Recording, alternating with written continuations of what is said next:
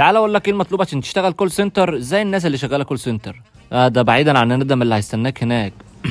ايه المهم، عشان تشتغل كول سنتر فانت مش محتاج تكون بتعرف تعمل حاجات كتير، يعني ولا عايزينك تعمل من البحر طحينه ولا عايزينك تنام الصبح وتصحى بالليل. انت برضو ما قلتش احنا هنحتاج ايه. هنحتاج انجليش، الماني، اسباني، ايطالي، فرنساوي. المهم تكون ان انت بتتكلم اي لغه، نوت منشن العربي طبعا، وتكون لا قدر الله بتفهم في الكمبيوتر، يعني على الاقل بتعرف تمسك الماوس وتمشي ايدك على الكيبورد. ربنا يعدي الكريب ده على خير. ايه الجهاز ده؟ يعني مش لازم سي في، مفيش الكلام ده. السي في ده انت هتطلعه وانت رايح الامارات يا وانت بتقدم على فيزا شنجن. اما بقى لو انت معاك اي لغه من اللي انا قلت عليهم فوق دول بليفل بي 2 فانت كده تمام. لو الانجليش بتاعك بي 1 فانت للاسف هتشتغل في اكونت عربي انجليش. يعني ايه عربي انجليش؟ يعني 80% من الكولز اللي داخله لك عربي و20% انجليش، وللاسف الانجليش اللي هيدخل لك كله هنود وباكستان. Don't tell me what to do.